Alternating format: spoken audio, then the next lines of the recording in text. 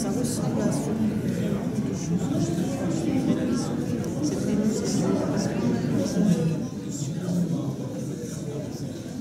Alors, la question que vous m'avez posée, que vous voulez traiter ce soir, concerne donc la croissance économique qui est aujourd'hui en question. Alors, on peut mettre au singulier, le principe même de la croissance est en question, ou au pluriel, elle pose des questions.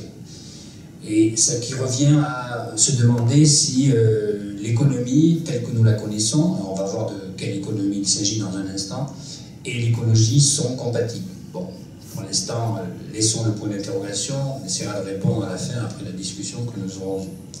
Alors, pour comprendre d'abord pourquoi se pose cette question, il faut revenir très rapidement sur le diagnostic qu'on peut faire de la situation de l'économie mondiale aujourd'hui, qui est caractérisée par une crise d'une multidimensionnalité inédite dans l'histoire humaine, c'est-à-dire qu'on a à la fois la conjonction d'une crise capitaliste traditionnelle, si je peux dire, c'est-à-dire qui est marquée par la surproduction générale, les surcapacités de production, qui n'arrive plus à rentabiliser les capitaux investis à la hauteur des exigences de leurs détenteurs, bien sûr. Non, ce n'est pas absolu, mais c'est à la hauteur des exigences de rentabilité qu'ils espèrent. Donc on a cette crise d'ordre économique et social habituelle, et sur laquelle s'ajoute maintenant une crise d'origine environnementale, écologique donc, et qui vient renforcer la gravité de la précédente. Et c'est la première fois dans l'histoire que cela se produit, cette conjonction-là se produit de façon donc tout à fait nouvelle. Alors je vais dire donc quelques mots sur chacun de ces deux aspects pour commencer, et on essaiera de voir ensuite quelles sont les propositions pour sortir de cette situation absolument inquiétante et dramatique pour l'avenir. Alors, d'abord, un petit graphique pour situer le cœur du problème capitaliste depuis son origine. C'est l'évolution du taux de profit. Et quand le taux de profit, qui est l'indicateur clé de l'évolution du capitalisme, se ralentit, le capitalisme réagit d'une manière ou d'une autre, on va voir laquelle, et le graphique que vous avez sous les yeux essaie de porter un regard sur le moyen long terme, c'est-à-dire grosso modo depuis les années 60 jusqu'à aujourd'hui. Et l'on constate que la trajectoire de l'économie mondiale est rythmée par l'évolution de la rentabilité des capitaux. Vous voyez que se dessinent trois périodes, si vous voulez. Une première période qui est située juste après l'après-guerre, où l'on voit toutes les économies occidentales se redresser, se reconstruire, donc l'économie est florissante, et chose tout à fait non dite dans la plupart des manuels d'économie et dans la plupart des commentaires médiatiques, à partir du milieu des années 60, la rentabilité des capitaux s'émousse, d'abord aux États-Unis, et ensuite ce mouvement se généralise à l'ensemble des pays appartenant à l'époque au pôle capitaliste développé, à savoir l'Amérique du Nord, donc le Japon et l'Europe occidentale. La rentabilité du capital s'émousse donc à partir du milieu des années 60. Donc, et vous notez bien ceci, ça n'a strictement rien à voir avec le renchérissement du pétrole qui va intervenir quelques années après. Donc, alors qu'on nous a dit dans les années 70 que s'il y a des crises, c'était la faute au pétrole, au prix du pétrole, pas du tout. Les racines de la crise étaient antérieures. On peut même émettre aujourd'hui, avec 40 ans de recul, l'hypothèse que la réaction des pays producteurs de pétrole, que la décision des pays producteurs de pétrole a été une réaction à la crise qui déjà était sous-jacente, et notamment qui va se manifester d'abord par ce que vous voyez à l'écran, par l'effondrement du système monétaire international, le dollar chutant, les pays producteurs de pétrole réagissant en augmentant leurs prix, etc., etc. Et donc, lorsque cette crise de rentabilité du capital devient évidente, vous imaginez bien que les classes dominantes dans le monde, c'est-à-dire les dirigeants des grandes multinationales, les dirigeants des grandes institutions financières, et puis les gouvernements des principaux pays, ne restent pas les bras ballants. Ils vont prendre une série de décisions pour remédier à cette crise de rentabilité. Et pour résumer très vite la chose, parce que je suppose que dans vos réunions déjà vous avez abordé cette question, donc je ne fais que le résumer, que l'a résumé, ils prennent deux séries de décisions. La première concerne la liberté de circuler pour les capitaux. Et donc c'est à partir du milieu des années 70 qu'ils vont accorder progressivement toute liberté aux capitaux pour circuler dans le monde, abolissant tous les contrôles qui étaient en vigueur naguère depuis le milieu du XXe siècle. C'est à partir de ce moment-là que les marchés financiers vont se mettre à être reliés, interconnectés entre eux, et que toutes les dérégulations antérieures vont être progressivement abolies. Mais cette décision, qui est très très importante, n'aurait pas eu l'effet escompté si elle n'avait pas été doublée d'une deuxième série de décisions portant là sur la manière de gérer le travail, la force de travail dans les entreprises. Et c'est à partir de ce moment-là qu'ils vont mettre en place, que les élites économiques et politiques vont mettre en place les nouvelles manières de gérer la force de travail. Alors, ça signifie quelle mesure? D'abord, ils vont déconnecter l'évolution des salaires par rapport à l'évolution de la productivité du travail. Donc ça va être un truc qui va se généraliser partout. Les salaires n'augmenteront plus jamais en fonction de la productivité du travail, mais beaucoup moins. Et puis, va se mettre en place aussi vont se mettre en place toutes les mesures qui vont peu à peu rogner, sinon défaire le droit du travail, la protection sociale, le droit à la santé, les retraites, etc., etc. Donc, toutes les fameuses réformes du marché du travail dont on nous parle tant depuis ce moment-là. Résultat des deux séries de décisions, vous le voyez à l'écran, dès la fin des années 70 et le début des années 80, la rentabilité est restaurée. Presque avec une ampleur aussi importante que la baisse précédente, pas tout à fait, parce qu'il va y avoir de nouveaux problèmes, et on n'a pas encore le recul statistique suffisant pour le dire, mais on voit peut-être s'amorcer, à partir du milieu de la décennie 2000, une réinversion de cette courbe. Vous le voyez à la fin, là, je vous le montre avec la flèche. Vous le voyez là, hein, l'inversion. Et ça, donc, à partir du milieu des années 2000, c'est-à-dire quelques mois ou un an peut-être, ou deux, avant que n'éclate la fameuse crise des subprimes américains, qui va ensuite dégénérer en une crise bancaire, financière, économique, générale dans le monde entier, à partir de 2007-2008. Bon. Alors, tout cela, c'est ça qui rythme l'évolution de l'économie mondiale, maintenant régie par le système capitaliste. Alors, les conséquences immédiates sont extrêmement visibles, c'est que partout, la part salariale dans les pays développés va diminuer, et dans des proportions très très importantes, qui maintenant est reconnue par les institutions les moins soupçonnables de subversion, le Fonds monétaire international, le graphique il est du Fonds monétaire international, donc qui établit bien ce que nous disions, mais sans que l'on nous crût avant, on le disait déjà depuis plusieurs années, la part salariale dans la richesse produite diminue dans des proportions très importantes, et corrélativement, la part dévolue aux dividendes versés aux actionnaire, elle augmente. Alors, la caractéristique de cette époque que nous avons appelée dans notre vocabulaire à nous, néolibéral, fait que le taux de profit se restaure. Donc, vous voyez, ça correspond, vous voyez l'étendue du temps, hein, de 1960 à aujourd'hui à peu près. Le taux de profit se restaure donc à partir du début des années 80, mais l'investissement ne repart pas au même rythme. Donc vous avez en bas ce qu'on appelle le taux d'accumulation, c'est-à-dire le réinvestissement des profits. Eh bien, c'est toujours mort de plat, c'est toujours une tendance légère baisse, alors que les taux de profit se sont considérablement restaurés. Où part la différence? Où partent les profits restaurés? Eh bien, vous le voyez, c'est la plage verte là, qui est à l'écran. C'est ce qu'on a appelé la financiarisation, c'est-à-dire que les profits restaurés ne vont pas nourrir l'investissement, mais uniquement les placements financiers, voire la spéculation, et même surtout la spéculation, en tout cas, vont nourrir les gigantesques mouvements de capitaux qui vont avoir lieu à partir de ce moment-là pour assurer ce qu'on appelle la restructuration permanente des capitaux, c'est-à-dire les fusions, les absorptions, la concentration qui est quotidienne et pluriquotidienne bien sûr sur les marchés financiers, et donc les profits restaurés partent donc en dividendes et dans les circuits financiers et non pas destinés au réinvestissement.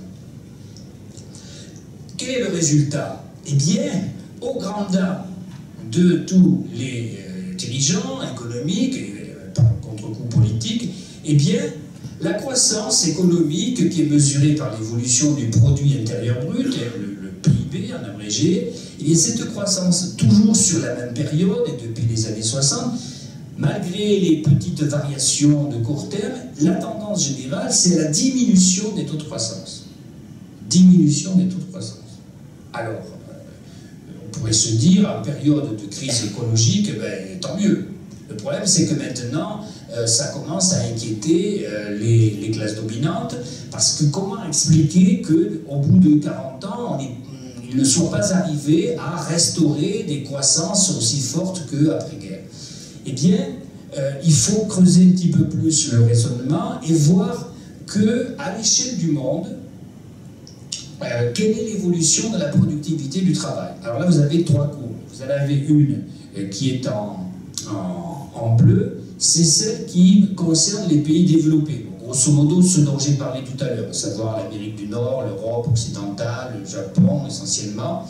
Eh bien, la tendance générale, la productivité du travail, c'est-à-dire ce qui est la source ultime de la croissance de la production, de la richesse, donc, eh bien, cette tendance est à la baisse. Les gains de productivité annuels déclinent, semble-t-il, inexorablement, et sur le plan mondial, la courbe n'est tirée vers le haut que par le fait qu'il y a quelques pays qu'on appelle émergents ou en développement, qui eux ont une croissance très rapide en ce moment, depuis quelques années, et font que la courbe verte, alors les pays en développement c'est la courbe rouge, et la courbe verte c'est la moyenne mondiale. Et vous voyez que le tirage, si je peux dire, c'est le mot familier, vers le haut, par la croissance très forte des pays en développement, comme la Chine, l'Inde, le Brésil, etc., n'est peut-être pas forcément, cette croissance n'est peut-être pas définitivement forte, parce qu'on voit se manifester déjà une petite inversion,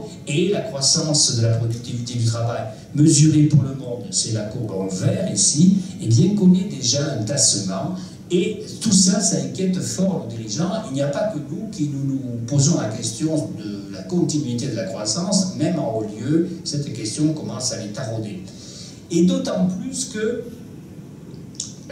la source de cette diminution des gains de productivité est très certainement le fait que je vous signalais déjà il y a un instant, à savoir que les taux d'investissement, c'est-à-dire la réintroduction des profits dans l'appareil productif, ces taux d'investissement déclinent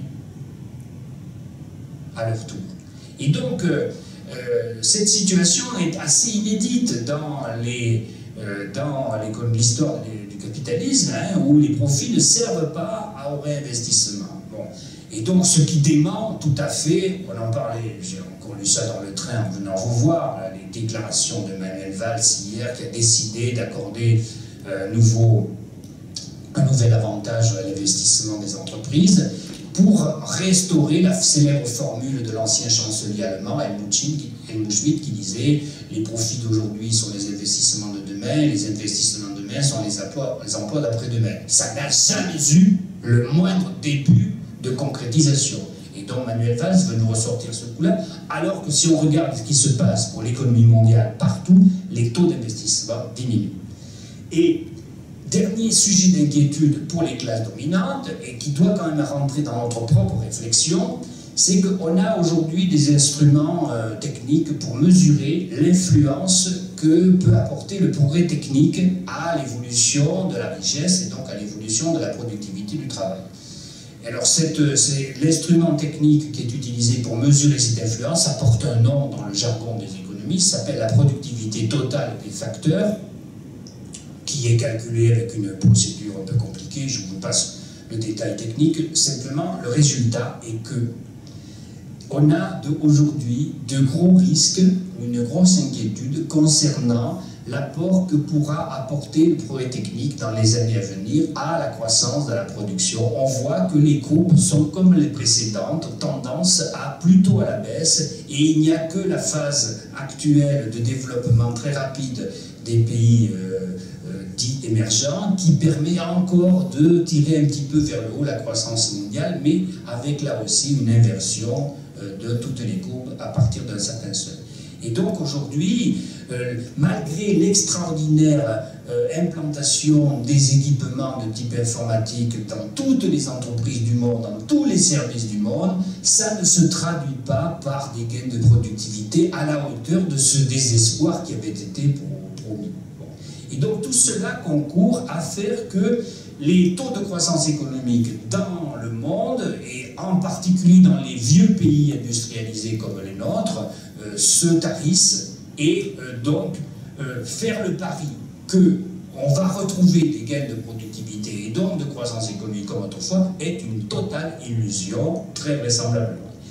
Et si, comme si cela ne suffisait pas, s'ajoute donc ce que je vous avais annoncé, c'est-à-dire la crise maintenant d'origine écologique, que l'on peut là aussi mesurer de différentes manières. Alors là, je vous montre, regardez deux courbes là. On ne va pas toutes les regarder parce que l'enseignement est le même. Regardez la courbe du haut, la rouge ici, et la courbe du bleu, et la troisième, la courbe rouge aussi, rouge un peu plus clair, qui est ici. La courbe du haut mesure l'évolution de la production mondiale. Et la courbe bleue concerne la consommation d'énergie primaire, et la courbe rouge sur laquelle ma flèche est pointée, c'est les émissions de gaz carbonique, de dioxyde de carbone, CO2. Qu'est-ce que vous voyez?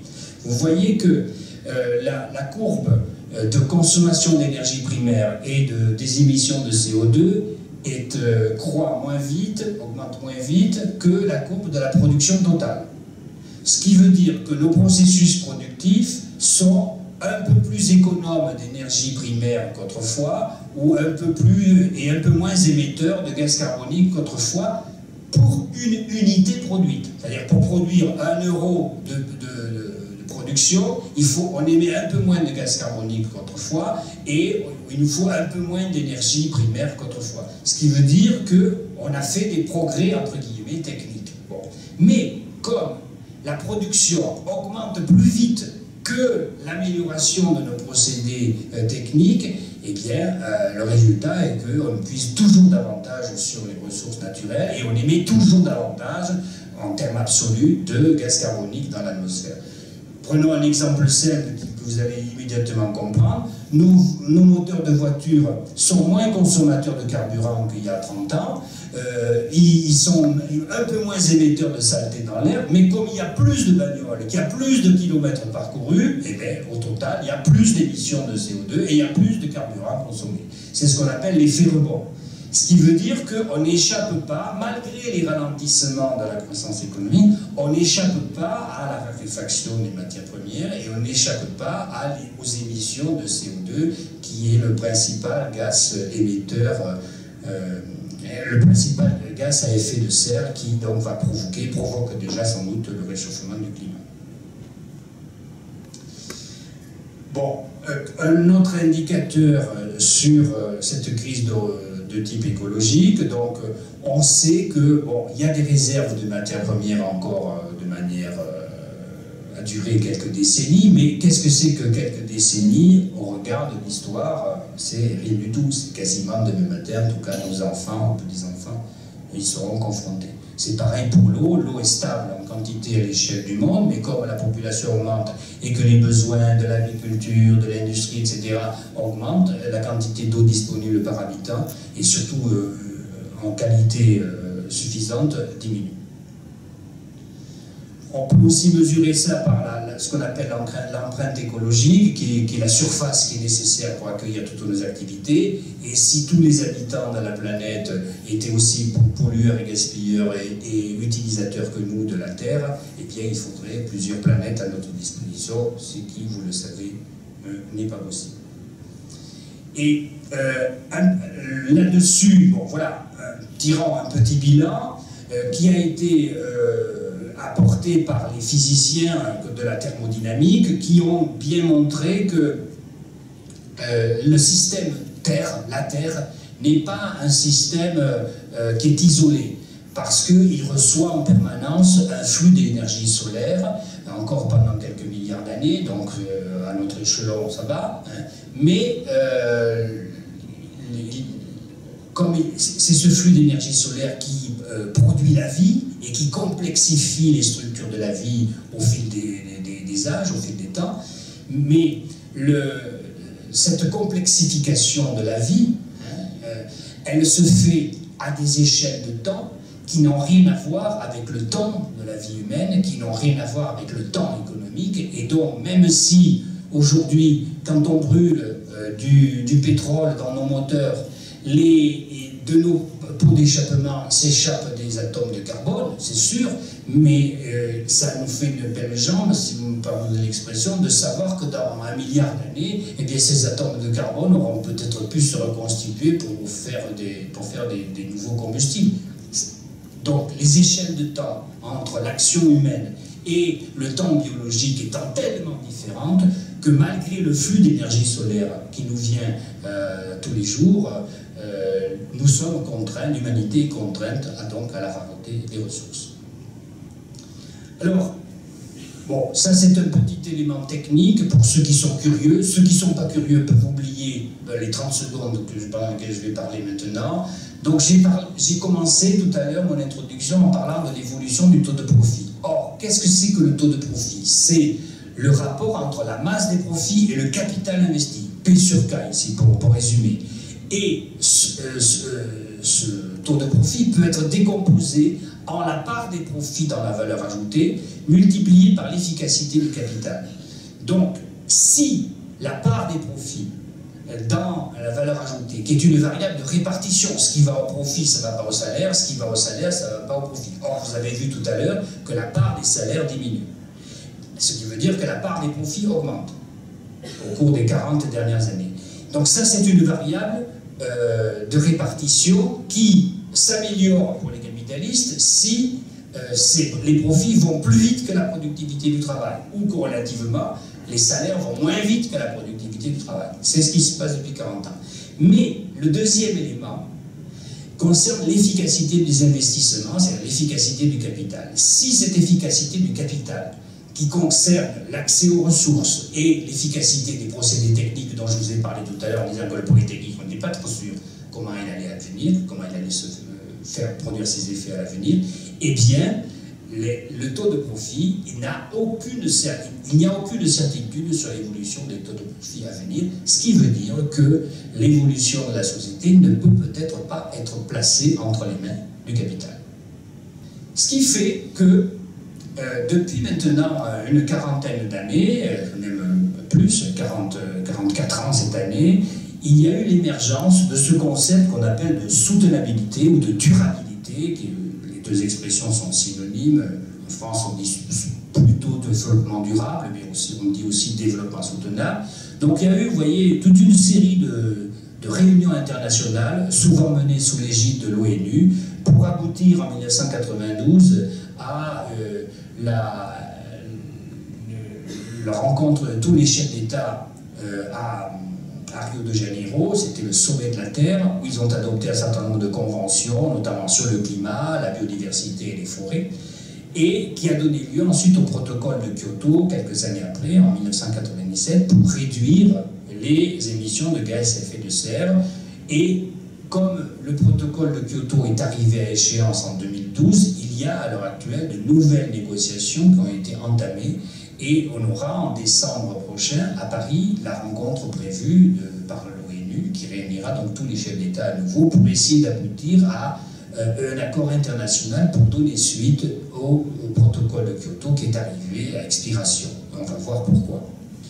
Donc, parallèlement à ces réunions de l'ONU pour mettre en place cette notion de durabilité, une organisation a été créée à la fin des années 80 pour étudier l'évolution du climat, parce qu'on se doutait qu'il y avait quelque chose qui se passait qui n'était pas drôle, et qui risquait de n'être pas drôle à l'avenir. Donc, on dispose de 5 rapports maintenant du GIEC, le Groupement international sur l'étude du climat, qui montre qu'il y a maintenant un quasi-accord général parmi les scientifiques pour alerter sur le risque de réchauffement jusqu'à hauteur de plus 5 degrés Celsius à la fin de ce siècle. Et les émissions de CO2 continuent d'augmenter et augmentent également les émissions de méthane, dont la durée de vie dans l'atmosphère est beaucoup plus courte que celle du gaz carbonique. La durée de vie du gaz carbonique, c'est environ un siècle. Le cycle du carbone met un siècle à se dérouler. Le cycle du méthane est beaucoup plus court, mais son pouvoir de réchauffement est extrêmement important. Or, le gros risque qu'ont mis en évidence les climatologues est que s'il y a déjà un début de réchauffement climatique, il va y avoir une fonte de la calotte polaire, des calottes polaires, et notamment du permafrost sibérien, et donc dégager l'énorme quantité de méthane qui est pour l'instant emprisonnée. Et donc là, une accélération du réchauffement due à la libération, si je peux dire, du méthane aujourd'hui emprisonné. Et donc, la conjonction de nos émissions de carbone par nos combustibles d'origine fossile essentiellement, et la libération de ce méthane, qui pour l'instant est relativement encore emprisonné dans les calottes glaciaires, va provoquer, maintenant on en est malheureusement presque sûr, une aggravation de ce réchauffement. Et là, les climatologues pour l'instant ne savent pas les emballements qui peuvent se produire à la suite de ce réchauffement supplémentaire, si je peux dire. Et donc, toutes ces négociations internationales se déroulant, on voit s'affronter des alternatives tout à fait opposées pour réguler donc ce réchauffement climatique et de manière générale l'ensemble de l'écologie. Alors, il y a eu plusieurs documents très importants qui ont fait émerger ces discussions. D'abord, le document qui avait servi de préparation à la conférence de Rio de Janeiro, c'est ce qu'on appelle le rapport Brundtland, c'était le nom de la première ministre norvégienne à l'époque qui avait été chargée par l'ONU d'établir un rapport sur le développement durable et qui a servi de base aux discussions de Rio de Janeiro. Mais on va avoir à ce moment-là un certain nombre de discussions progressivement assez techniques, mais avec des soubassements politiques très très importants, sur quelle conception de la durabilité, quelle conception de la soutenabilité retenir. Parce qu'on s'est très bien vu rapidement que si l'on faisait confiance aux progrès techniques pour solutionner tous les problèmes que le développement avait engendrés jusqu'ici, alors on pouvait avoir un bon espoir que certes on épuisait telle ou telle ressource, mais on trouverait un substitut technique pour remplacer, on avait bien remplacé le caoutchouc naturel par le caoutchouc synthétique, et ceux qui ont foi dans le progrès technique éternel pensent qu'on pourra toujours substituer des ressources fabriquées par l'homme aux ressources naturelles épuisées. C'est la conception qu'on appelle faible de la soutenabilité, de la durabilité, par opposition à une conception forte où on considère qu'il y a des facteurs limitants qui nous interdisent de penser qu'on peut substituer éternellement des ressources manufacturées à des ressources naturelles. Qu'est-ce que c'est qu'un facteur limitant? Si j'ai besoin de 3 matières premières pour faire un produit, si j'ai en abondance 2 matières premières et qu'il me manque la 3e, je ferai 0 produit, parce que j'ai un facteur limitant. Et donc, il est fortement à craindre, compte tenu de ce que nous avons dit tout à l'heure sur l'obligation de tenir compte de la raréfaction, que nous soyons en face de facteurs limitants qui empêchent de parier éternellement sur un progrès technique qui serait capable de tout solutionner comme ça du jour au lendemain. Ça, c'est une première discussion. Et puis, il y a une deuxième discussion qui est intervenue. Quelles mesures prendre pour limiter les émissions de gaz à effet de serre, la trop grande pollution, etc., etc. Et donc là, il y a un débat entre instaurer des taxes, des écotaxes par exemple, ou bien mettre en place des permis d'émissions négociables sur le marché. C'est ce second type de mesure qui a été retenu par le protocole de Kyoto, signé en 1997 pour réduire les émissions de gaz à effet de serre, donc avec une division par 2 d'ici 2050 et au moins par 4 dans les pays riches pour éviter l'emballement du climat. Mais la grande conférence qui s'était tenue en 2009 à Copenhague n'a donné aucun résultat, et depuis ce moment-là, les discussions internationales ont achoppé pour plusieurs raisons, mais la principale est qu'il y a un bras de fer entre les pays capitalistes riches et puis les pays émergents qui ne veulent pas se voir imposer des contraintes auxquelles n'ont pas obéi les pays capitalistes développés comme les nôtres, qui ont depuis 2 siècles pollué sans vergogne et émis donc les gaz à effet de serre qui aujourd'hui produisent le réchauffement climatique. Et depuis 2 siècles. Parce que, je vous l'ai dit tout à l'heure, le cycle du carbone met 100 ans à peu près à se dérouler. Et donc maintenant, on a le réchauffement qui est dû aux émissions depuis le début du XXe siècle, par exemple. Et les émissions d'aujourd'hui réchaufferont le climat dans 50 ou 100 ans. Alors, on va commencer à essayer de répondre à la question que vous avez posée pour organiser cette soirée. Est-ce que l'économie et l'écologie peuvent être rendues compatibles? Et aujourd'hui, se dessinent plusieurs réponses. D'abord, il y a ceux qui pensent qu'il est possible pour le capitalisme de se verdir. Et alors, à l'appui de leur argumentation, il y a 2 idées, disons, qui résument l'ensemble. Jusqu'ici, on a épuisé la planète, c'est vrai, donc il faut y remédier, disent les partisans de cette option, en internalisant les effets qu'on n'avait pas jusqu'alors, dont on n'avait pas jusqu'alors tenu compte, et qui étaient au contraire externalisés. Qu'est-ce que ça veut dire qu'une externalité, et qu'est-ce que ça veut dire le mouvement inverse d'internaliser? Et par exemple, si vous achetez ce soir une côtelette de porc qui a été produite dans les élevages industriels, élevages industriels qui ont envoyé lisier et bandages d'hiver dans les sols, dans les nappes phréatiques, le prix de la côtelette de porc ne tient pas compte du coût de cette pollution. Et donc il y a une externalisation sur la société, aveuglément, par l'entreprise ou les entreprises productrices. Et le mouvement d'internalisation consiste à faire le chemin inverse, c'est-à-dire, par exemple, d'imposer une écotaxe pour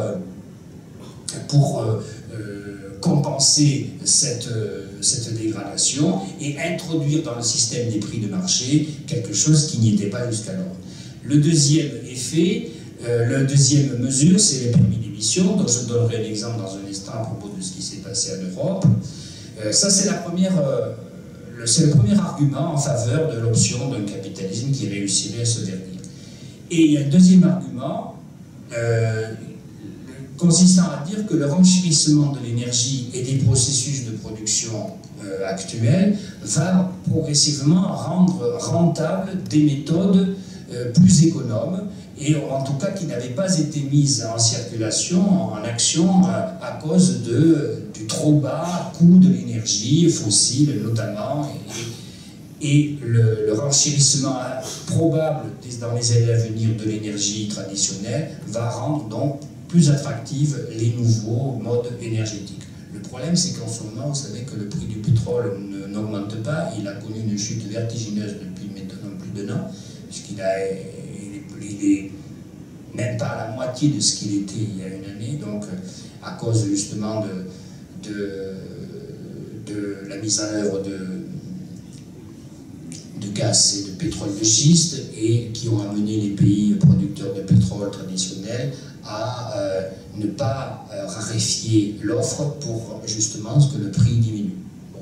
Donc vous voyez que les arguments en faveur de ces options ne sont pas forcément pertinents, et à l'appui de l'idée que le capitalisme ne peut pas véritablement prendre en charge l'écologie, donc se verdir véritablement, il y a plusieurs questions qui aujourd'hui ne sont pas résolues et ne seront sans doute pas résolues à l'avenir. Pour que le coût de l'énergie soit compensé, pour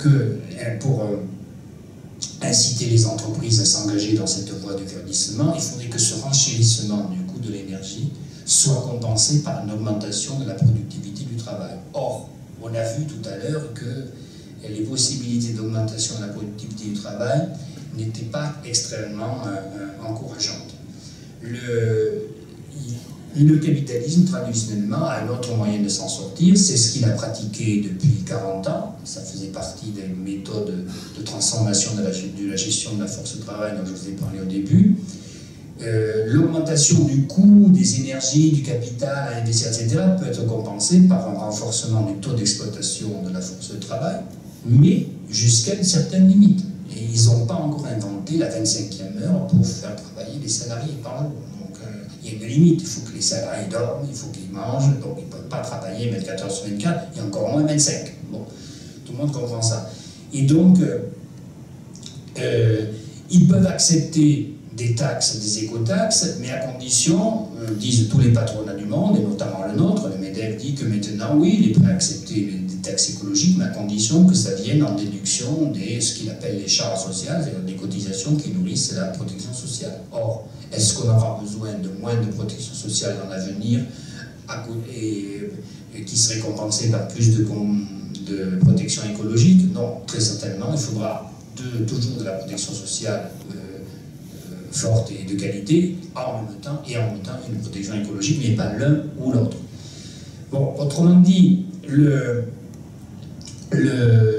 comme vous le voyez à l'écran, il y a un certain nombre de contradictions du côté de la production, de l'offre, et du côté de la demande, qui empêchent très vraisemblablement que le capitalisme puisse rebondir avec beaucoup de réussite sur la prise en compte de l'environnement.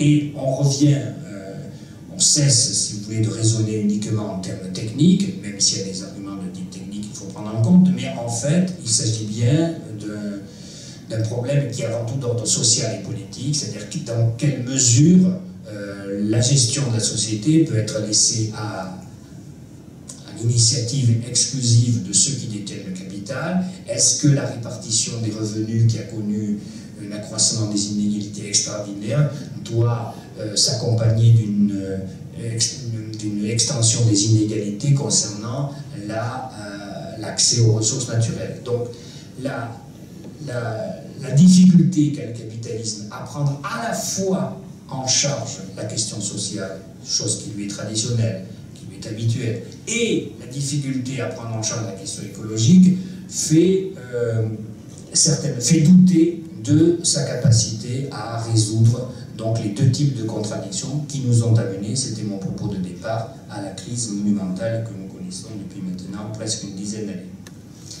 À côté de cela, il y a une deuxième piste qui est abordée par ceux qui sont partisans d'un processus dit de décroissance.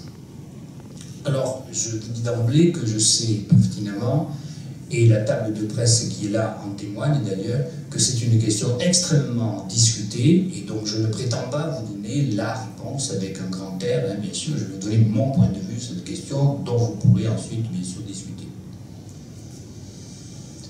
Je pense que si on veut passer d'un type de production qui est destructeur de la question sociale, destructeur du droit du travail, destructeur des salaires, destructeur de la protection sociale, destructeur des droits humains, et en même temps destructeur de la nature, gaspilleur, pollueur, épuisant les ressources naturelles, si on veut passer d'un tel système à un autre, c'est-à-dire quelque chose qui soit une production de qualité, un travail fait dans des conditions décentes, et puis un accès de tous aux besoins, à avoir ses besoins essentiels satisfaits, tout en préservant les équilibres des écosystèmes, il va y avoir une période de transition que personnellement je pense assez longue.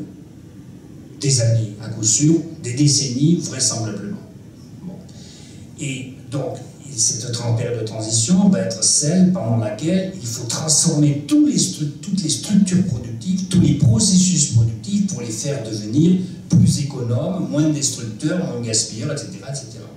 Donc ça va nécessiter des investissements colossaux pendant des années, voire des décennies. Par exemple, pour transformer nos systèmes énergétiques, passer du tout fossile et du tout nucléaire, pour ce qui nous concerne en France, à des énergies renouvelables, ça va demander plusieurs décennies de transition. Bon.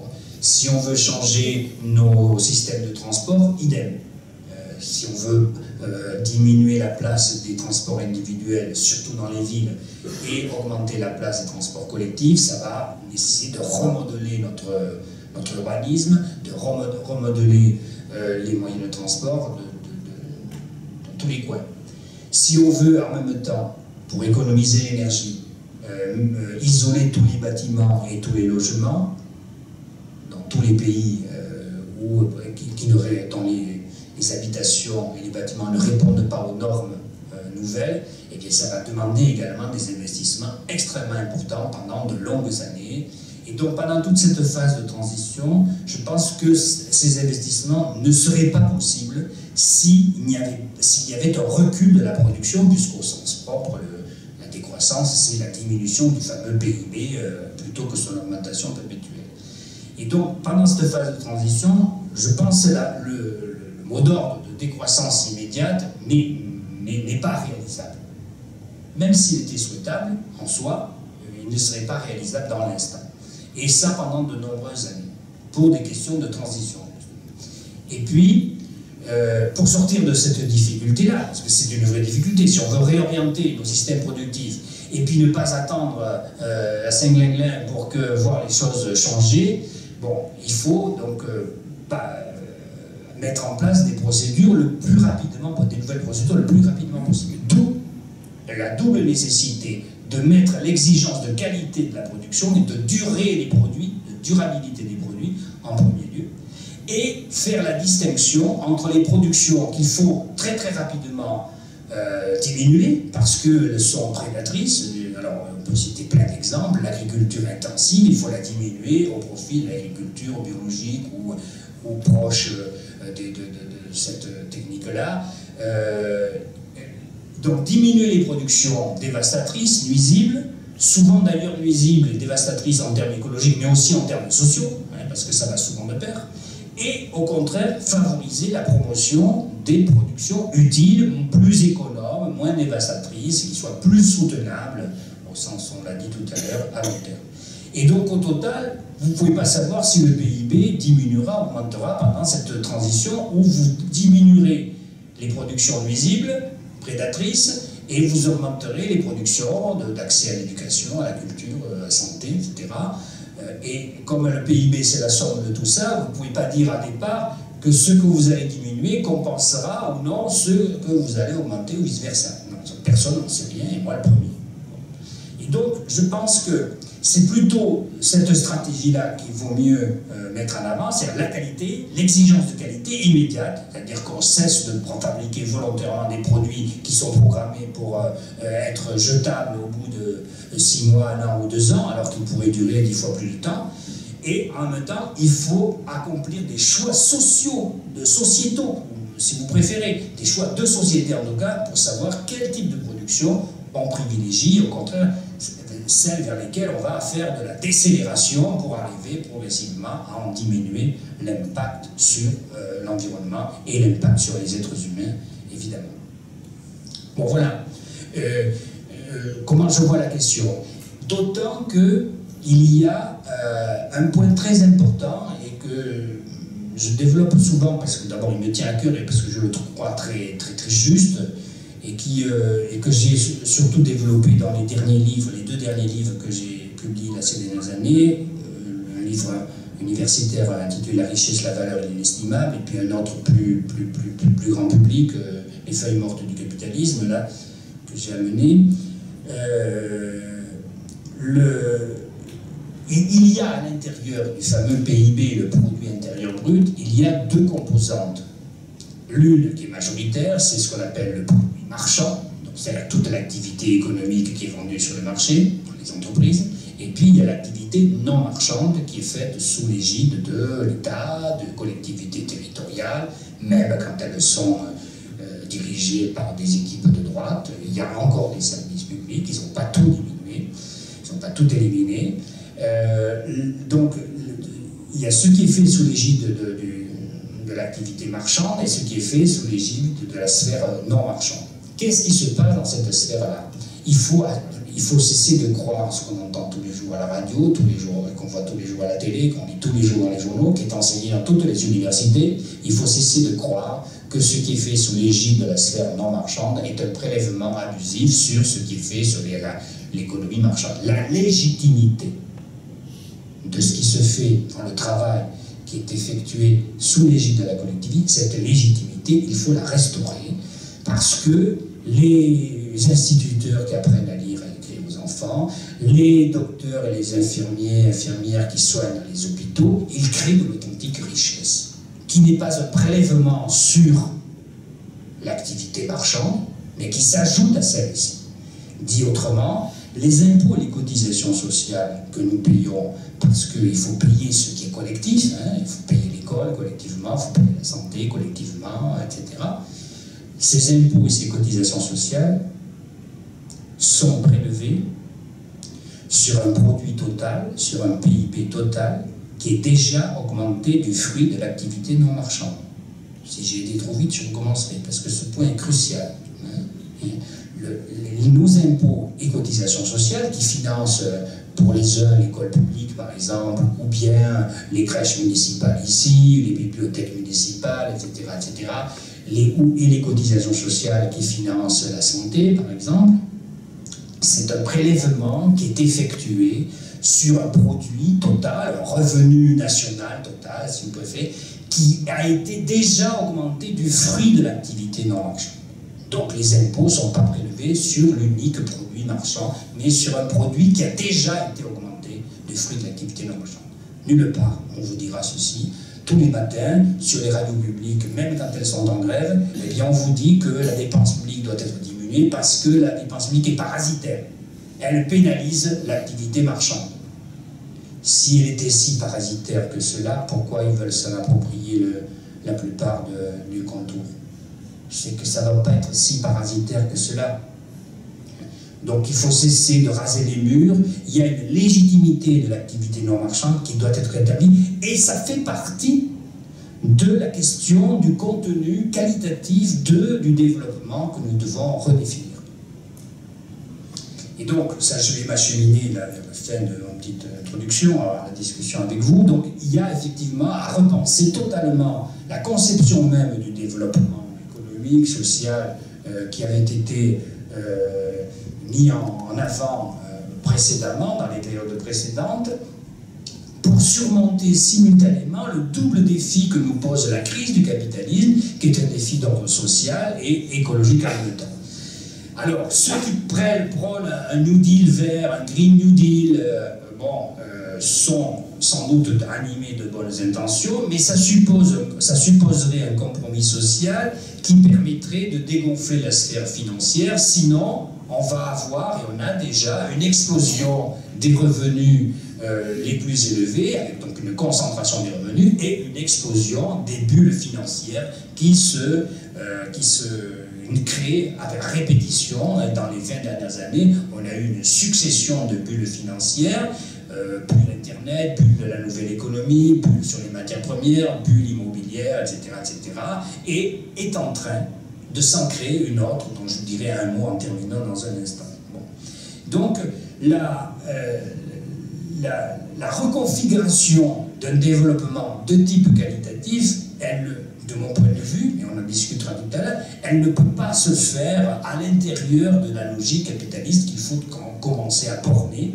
On ne va pas faire d'un coup de baguette magique la transformation de ce mode de production et de consommation, mais les transitions qu'il faut mettre en place doivent absolument borner cette logique-là pour pouvoir libérer des espaces où d'autres types de production et de satisfaction humaine puissent être mis en œuvre. Ce qui veut dire qu'il faut sans doute repenser ce qu'est la richesse, d'où le travail que je propose sur la question de la richesse et de la valeur, repenser ce qu'est la richesse, relégitimer une sphère non marchande et repenser, remettre en avant cette idée qui est très ancienne mais qu'aujourd'hui qui commence à être remise au goût du jour, c'est la question des biens communs, des biens publics, dans laquelle le capitalisme veut absolument s'engouffrer, parce qu'aujourd'hui vous avez une offensive générale pour s'approprier les terres, et notamment ce qu'on appelle les terres rares, c'est-à-dire qui contiennent les métaux dits rares, donc une appropriation de la terre, à la fois pour ces métaux, mais aussi pour pouvoir maîtriser les futurs besoins alimentaires. Il y a en ce moment une gigantesque mainmise de la terre africaine par les grandes multinationales et par certains États. Et donc il y a une bataille qui est en train d'être menée par le capitalisme pour s'approprier cette terre-là, pour diverses raisons. Il y a une bataille extraordinaire pour permettre aux multinationales de déposer des brevets sur quasiment tout ce qui bouge sur la planète, et les traités de libre-échange, donc vous êtes saisi de la bataille contre le TAFTA et autres traités de libre-échange, mais à l'intérieur de ces traités, il y a évidemment des dispositions qui permettent de protéger les intérêts des multinationales considérées comme désormais les garantes de l'avenir de l'humanité, du pain. Et je termine en disant que la modification de la répartition des revenus est sans doute l'une des clés de voûte pour pouvoir amorcer ces changements, parce que je le disais tout à l'heure, la répartition des revenus qui a été complètement détournée au profit des actionnaires et au profit de la financiarisation du système à l'échelle mondiale, à la suite de la libéralisation des mouvements des capitaux, ce détournement en quelque sorte de richesse doit être remise en cause, de façon à ce que la collectivité puisse pouvoir redonner une perspective et un espoir aussi pour pouvoir dépasser ce moment de crise extrêmement fort, et qui, puisque j'avais proposé au début d'essayer de répondre à la question est-ce que l'économie et l'écologie peuvent être compatibles à l'intérieur du cadre de la logique capitaliste, non. Mais ça ne veut pas dire qu'on ne puisse rien faire, parce que il est de notre devoir, si je peux dire, notre tâche est justement de construire les mouvements sociaux qui soient susceptibles de poser des jalons pour montrer que d'autres voies sont absolument impossibles. Pour l'instant, ce n'est pas ce qui se dessine, soyons réalistes. Et vous avez même, et ce sera au moment de la fin, vous avez même une sorte de fuite à l'avant qui est en train d'être programmée, où tout objet doit devenir finance, tout doit devenir objet de finance plutôt, non seulement par le biais de la privatisation de tout ce qui peut être privatisé, mais aussi quelque chose qui est nouveau, par l'introduction de capital dans la nature, jusqu'à transformer celle-ci en nouvelle sorte de capital à rentabiliser. Et donc, vous avez aujourd'hui, dans le sillage du protocole de Kyoto qui en a donné les prémices, en quelque sorte, la marche à suivre, si je peux dire, vous avez l'invention en ce moment d'un nouveau domaine de la finance qui va être la nature. Alors un mot, je l'avais promis, avant de terminer, sur le protocole de Kyoto. En 1997, donc, les pays se réunissent dans cette ville de Kyoto sous l'égide de l'ONU et adoptent un protocole qui prévoit de diminuer de 5,2% les émissions de gaz à effet de serre en 1992 par rapport au niveau qui avait été atteint en 1990. 1990 étant considéré comme la date de référence. Et donc, tous les pays signataires devaient s'engager à réduire leurs émissions jusqu'à atteindre cette hauteur de 5,2%. À ce moment-là, à Kyoto, deux décisions ont été prises. D'abord, seuls les pays riches étaient concernés par cet engagement. Il y avait donc 38 pays qui étaient tenus de respecter cet engagement. Par quel moyen? Par le moyen, et c'est ça qui avait été retenu, de la mise en place d'un marché de permis d'émission qui n'a été mis en place qu'en 2005 sur le territoire européen. Pourquoi avoir attendu donc, de 1997 à 2005? Parce que quand les pays, dans une négociation internationale, signent un accord, un protocole, il faut qu'ils le fassent ratifier, il faut que leur gouvernement le fasse ratifier quand ils reviennent chez eux, soit par le Parlement, soit par voie référendaire si leur constitution l'exige. Et jusqu'en 2005, il n'y avait pas une proportion de pays suffisante qui avaient ratifié ce traité pour qu'il se mette en place. Donc ce n'est qu'en 2005 que la proportion de pays requise par le protocole a été atteinte. Et donc en 2005, l'Union européenne a mis en place donc, un marché de permis d'émission qui a fonctionné sur des tranches de 3 ans, de 2005 à 2008, puis de 2008 à 2012-2013. Et puis là, on est dans la 3e tranche. Quel était le principe? L'Union européenne et les États qui la composent mettaient en circulation un certain nombre de quotas de tonnes de carbone à la disposition des grandes entreprises qui étaient concernées par les émissions, la sidérurgie, cimenterie, chimie, etc., les principaux secteurs industriels. Mais pour ne pas effaroucher les industriels qui se voyaient contraints d'obéir à de nouvelles règles, l'Union européenne et les États en leur sein ont mis en place une telle quantité de quotas que le prix du marché de la tonne de carbone s'est, après quelques mois, très rapidement effondré. Et pour atteindre des niveaux quasiment, pas zéro, mais presque 3, 4, 5 euros la tonne de carbone, ce qui avait un effet très peu incitatif pour améliorer les processus productifs. Et donc, le principe de ce marché était que les entreprises qui avaient besoin de quotas en supplément par rapport à ceux qui leur avaient été attribués, les achetaient aux entreprises qui en avaient en trop. Et donc, c'est commencé à se créer une bourse d'échange de ces quotas. Mais dans le cadre de l'effondrement du prix dont je viens de parler. Et comme ça n'a eu aucun effet sur la diminution des gaz à effet de serre, le seul effet qu'on a pu enregistrer vient de la récession qui est arrivée donc à partir de 2008-2009, et donc là il y a eu une petite réduction temporaire des émissions, mais qui n'a rien à voir avec l'efficacité de ce marché. Mais si ce n'était que l'effondrement du prix, qui montre qu'on avait distribué gratuitement ces quotas de manière inconsidérée, si ce n'était que cela, ça ne serait déjà pas trop grave, on pourrait y remédier. Mais c'est qu'en fait, s'est greffé là-dessus un nouveau type de spéculation, puisque les entreprises pouvaient s'échanger les produits et surtout bénéficier d'une disposition qui les autorisait à aller investir dans les pays pauvres, ce qui leur coûtait moins cher, et pouvoir s'attribuer de nouveaux quotas qu'elles pouvaient revendre sur le marché. Et donc s'est développé des mécanismes spéculatifs et qui a maintenant pignon sur rue, au point que l'exemple commence à être suivi ailleurs. On est en train de voir se développer un secteur de la finance internationale qui a pris comme créneau la transformation de tous les produits naturels, tous les biens naturels, toutes les ressources en nouveaux titres financiers, en nouveaux supports de titres financiers. Ça sera mieux dit ainsi. Par exemple, les compagnies d'assurance savent qu'avec le réchauffement climatique et toutes les catastrophes qu'on voit régulièrement, les typhons ici, les ouragans là, etc., il va y avoir des risques de plus en plus importants. Et donc, les compagnies d'assurance ne sont pas folles, elles se réassurent elles-mêmes. Et donc, il y a des spécialistes de la finance qui sont en train de créer de l'assurance au second degré, de la réassurance de l'assurance. Et donc,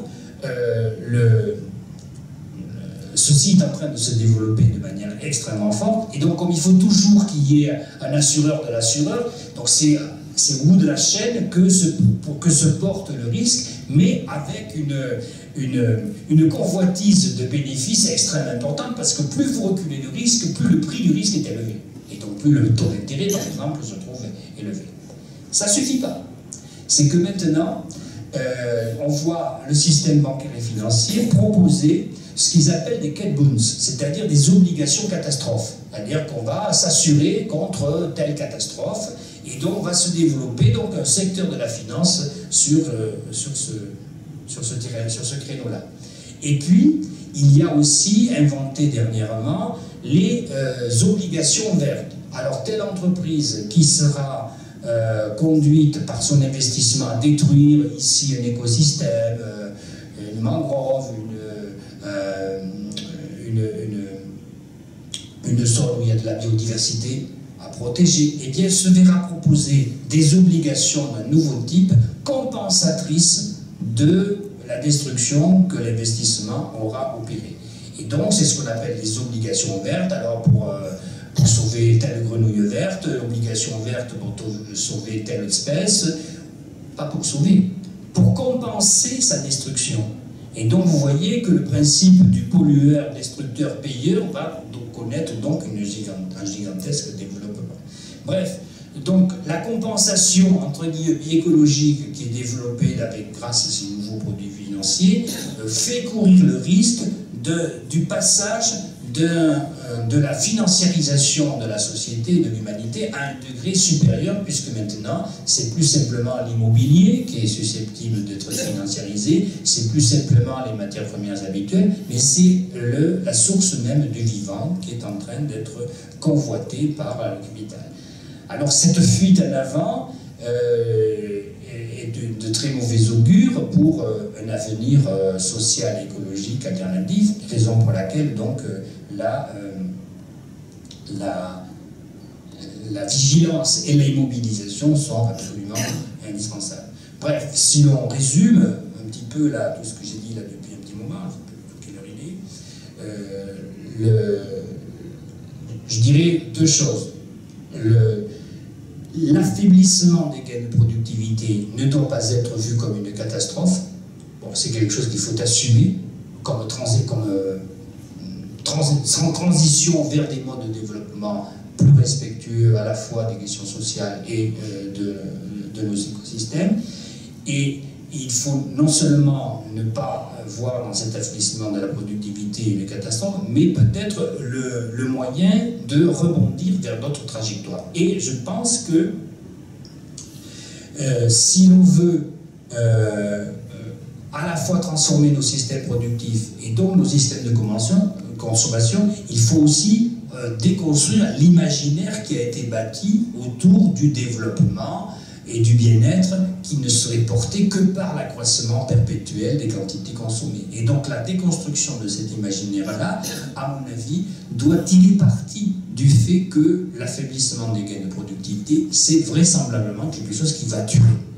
Et raison pour laquelle la bataille pour la réduction du temps de travail comme moyen de reconstruire un imaginaire autour de ce que doit être le bien-être, de la conception du bien-être et de la conception de la richesse qu'il faut au contraire promouvoir, cette bataille pour la réduction du temps de travail doit redevenir une bataille centrale, à la fois pour des motifs d'ordre social, mais aussi pour des motifs d'ordre écologique, on va le dire comme ça de manière générale, dans le sens où la réduction du temps de travail peut nous aider à concevoir un futur du bien-être, de l'épanouissement humain, autrement que par une course, une fuite à l'avant permanente dans la production et la consommation, toujours comme ça. Voilà, à mon sens, pourquoi, c'est par ça que j'avais commencé, pourquoi la question de la croissance économique aujourd'hui pose question.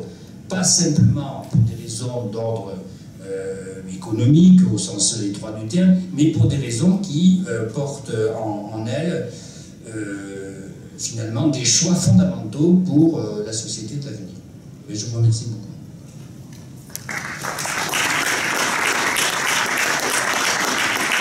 Alors,